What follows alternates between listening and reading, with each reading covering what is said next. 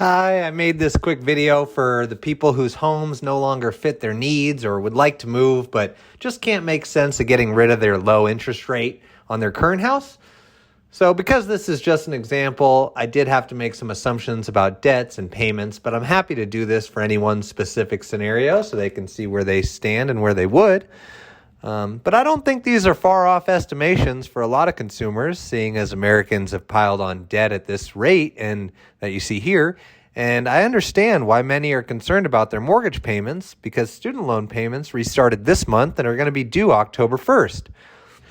And if you or anyone you know has student loan payments, I'm happy to take a look and make sure they're in the right repayment plan and if there's any way to lower their monthly student loan payments. So what can we do about this situation where we're trapped in a low interest rate? Well, let's take a look at an example where someone either bought or refinanced when rates were low and things were pretty. So they're sitting on a 3.25% interest rate and a payment of about $2,700. And as you can see, you can see that in column 1. Now, when that person's shopping for, a new house and looking at payments online or with an average lender, they're seeing the numbers in the second to last column and saying, there's no way I'm going to go from a payment of $2,700 to over $8,200 a month. And I hear you. I wouldn't want to either. But let's look closer at reality. In column 2, you can see what things actually look like when you add, debts, think credit cards, a HELOC to fix up the house, student loans, car payment, etc. And you can see that in the second payment for these debts, it's only about $1,700 a month, which is pretty low considering a car payment alone these days just tends to be around $800 to $1,000 a month on its own. But this is really only making minimum interest-only payments on most of these debts, but we're already up to almost $4,500 a month. Now in column 3, I adjusted that payment on debts to $3,200 based on the assumption that we are paying some money toward principal to get this debt paid off at some point in our lives. Now we're looking closer to about $6,000 a month in overall expenses. In column 4, again, the way we're seeing future payments with an online lender or a calculator on Zillow, we're in for almost an $8,300 a month payment. And, they can use the rest of the proceeds from their sale to free themselves of debt. So they would have, about a $2,300 gap, and that just doesn't seem possible to bridge for a lot of people. Now, depending on the situation, we might have to go in more above ask, but it won't make a huge difference because the payments are amortized over 360 payments. But here I show an example in this last column where we go in over ask by $20,000 and ask for a seller credit to buy down the rate to 5.875% to hopefully avoid having to refinance.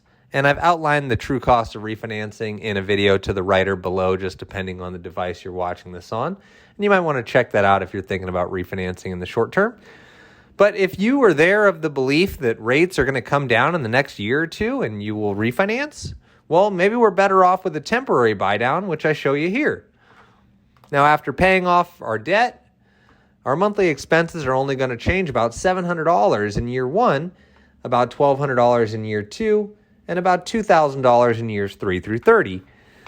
And now keep in mind, if you refinance, or I should say, I guess if we refinance before the 2 years pass, any money that would have gone toward lowering, the payment that's unused over those first 2 years will go toward a principal balance reduction. So here in this example, I combined a permanent and temporary buy down in case things don't go as planned and we're not able to refi in the short term. I still want to have an obtainable payment in years 3 through 30. Now, let's say we don't want to spend any money paying off debt, and if it's not needed to qualify, we can take the money and run. Sell the house for $1 million, pocket $540,000 after selling costs, put 20% down on the new house, and be left with $276,000 in our account.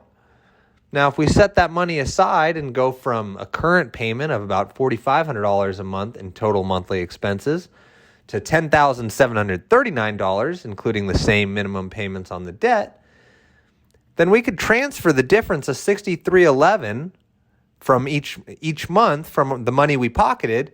So we're only deducting the same $44.25 from our checking account each month, and we wouldn't exhaust those funds until we've made 43 payments. Now, I personally don't think this makes a ton of sense to do, But I just want to show it as an option because some people expect large increases in their income through changing jobs or promotions in the next few years. So this cushion of almost 4 years might make them comfortable with the higher payments in the short term. If you've got any questions or if there's any way I can help, feel free to reach out.